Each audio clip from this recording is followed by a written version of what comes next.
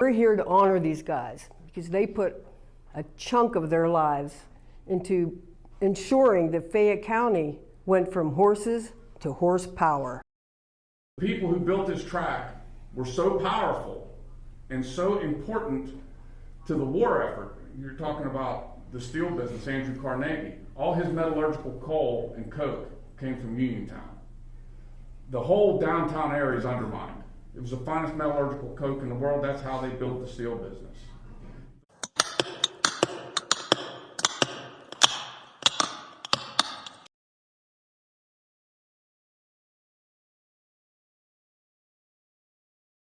I've always been interested in history, and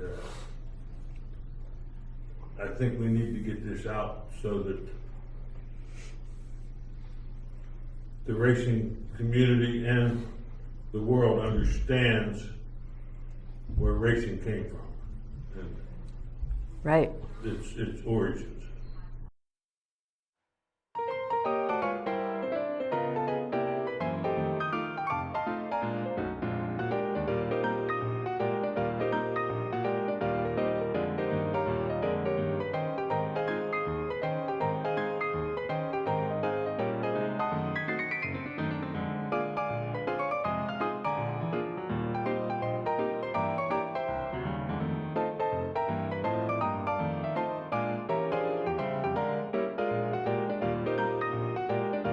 Well, you know that little red house that sits where you turn into Roaring Knob?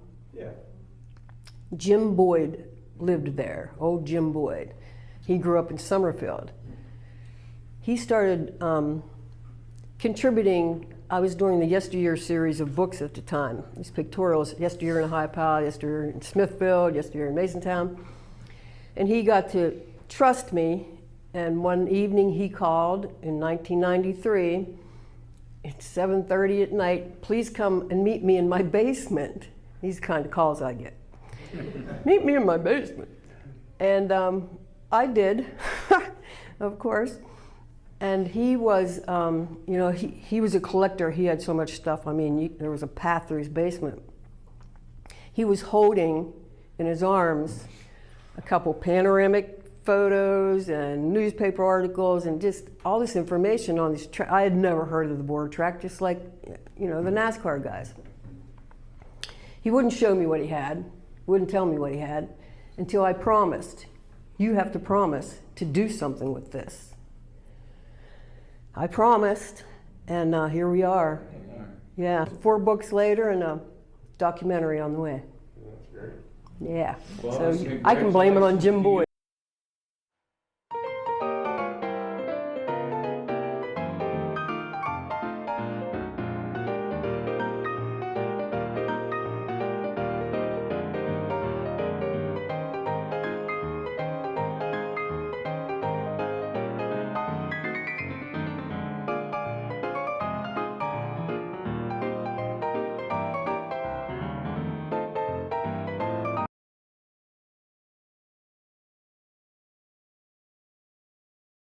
Well, my first race probably was at Morgantown Speedway. Me and a guy named Bud Daly built a 1933 Dodge Coupe. And he decided he was going to be the driver. Well, after a couple nights at Morgantown, he decided to let me be the driver. Smart move. Well, the first race I went out, was doing a good job, and I hooked wheels with somebody and we got upside down and the motor was over here and the car was over here. Oh man. But the very next week we come back and put it back together and we won the feature at Morgantown. And then you got the fever. Dodge Coupe. Wow. Tell us how you got started.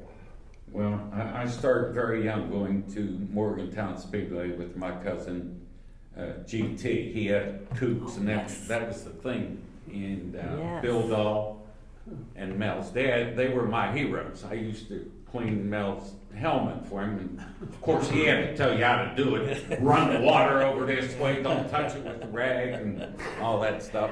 But we had a great relationship, and I was always chomping at the bit to get behind the wheel. And I don't know why, I watched LJ and it was just like something that I just wanted to do. And he was my hero, by the way.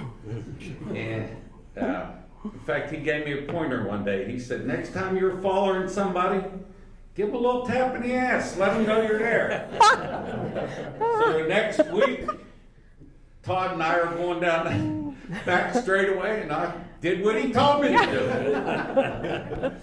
He said, I didn't tell you to tap Todd, tap somebody. Somebody else. I started at Morgantown Speedway in 1975 and still doing it today with my grandson Michael. Yeah. Who just won the championship in his series. Yeah. Took me 49 years to get a championship.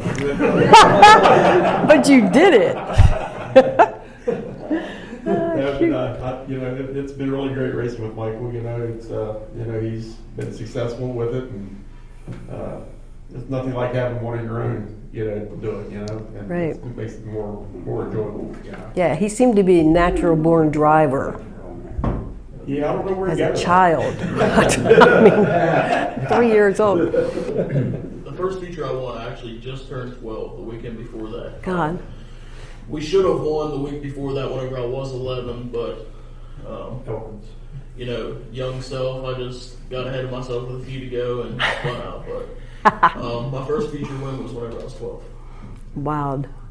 Bob Schiffmeyer, who's a supervisor in South Union Township, he's extremely into these bike trails and walking trails in South Union Township. And one of his visions was to actually build a spur from the Sheepskin Trail near the township building to Hopwood. And he and I were talking about it one day, and I said, Bob, you do understand where that trail ends. I mean, where you're talking about ending that trail. I said, that was the home of the Uniontown board track. I said, it would be fantastic if the trailhead, the beginning of the trail and the end of the trail in Hopwood, was at that old gas station, and there would be some sort of little museum, basically for people to come visit and see what the board track was like, maybe do some of your photographs, or maybe even some virtual reality stuff in there, just to basically show off what could have happened at Uniontown had that track continued. Because honestly, I believe that there was every possibility that little old Hopwood could have been Indianapolis. So I loved vehicles, just motorsports, horsepower, anything, and always liked working on stuff. Taking my own bicycles and tore them apart, and I don't think I ever did get them back together. But I always was up to a challenge of trying it, and I've always wanted a hot rod. Well, I didn't have enough money to be able to afford a hot rod with the nice shiny paint and interiors and everything like that. So I kind of ventured more towards the rat rods. But no, I've always looked up to LJ. He's definitely a local legend, and just a huge honor to be able to be a part of this. And I like history, and from Uniontown, so I think it's awesome to be able to get it out and just spread the word. Thank you. And your dad was a car guy. Yes, my dad was a car guy. Absolutely. So Yeah. My first race, I could blame on Garry Sisson, because I used to stop at his garage, and I got to smelling the race fuel and all that, and I hadn't been around it because I used to go with my dad when I was like 15. And so finally I built a car. I get this motor drum, and I was 28 years old. I asked my dad, I said, how you do this? He said, I don't know, I never drove one of them. But your dad was a famous driver. Yeah, but that's how he was. He wouldn't tell you anything.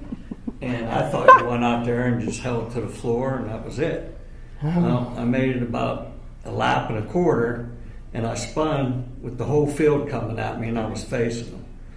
And of course, I go to start the car, and it's going, and I'm going, oh crap. And everybody missed me. Nobody hit me, and I was like, Wow. that wasn't so bad. And then that was the end of that for the next 30 years.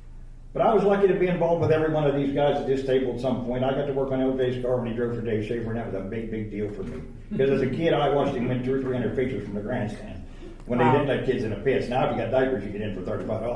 But back then, you had to be 18, and you couldn't get in. And that was a big deal to me to work on his car, and was racing just a big thing. And this part of the world, it was really big. There were so many guys from this area, Uniontown, Fayette County, that won races. Won a lot of races. This was a hot little spot back in the 50s, 60s, and 70s. It really was. People don't know that. Most of the guys are dead, or they're old like us. But it was a big deal back here, and I was happy to be a very small part of it, really.